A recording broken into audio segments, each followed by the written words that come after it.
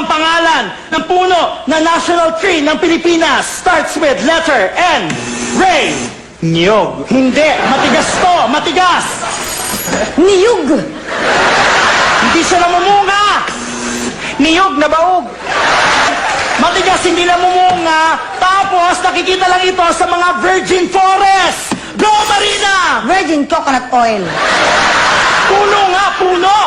Ano? Virgin coconut tree.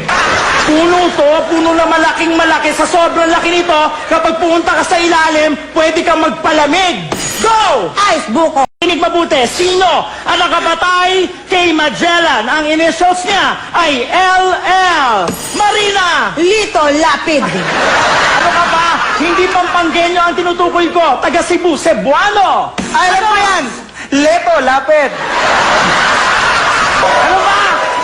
Inuulit-ulit ang pangalan ng taong ito. Inuulit-ulit. Go! Leto, lapid, lapid. Maikli lang yung pangalan niya para nickname lang. Go!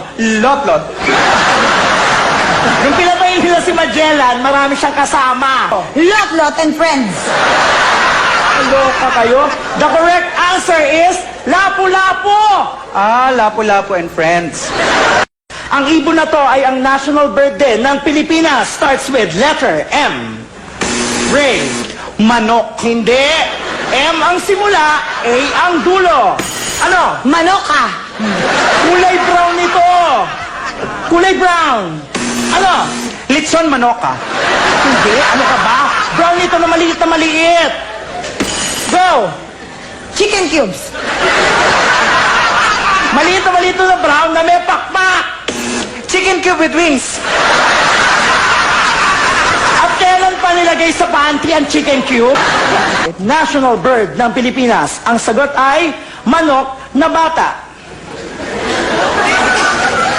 Walang masyadong natawa. Saan tayo madalas pumunta pag summer para maligo? It starts with a letter B. Ray. Banyo. Ay nako, hindi. Pag pumunta ka dito, maaarawan ka. Marina. Bubong. Hindi. Kapag pumunta ka dito, marami kang makikitang babaeng nakabikini. Ray. Beer house. Sorry, Ray. The correct answer is beach. Ay, beach house. Ano ang ginagamit na flotation device sa dagat upang hindi ka malunod? Starts with letter S. Marina. Sirena. Hindi siya babae. Shokoy. Hindi siya lalaki. Marina. Shoki. Ang tamang sagot ay styrofoam. Hello? Salbabido kaya yun. Alam mo pala, bakit hindi mo sinagot? Eh di sana sinabi mo sa, hindi S. O nga.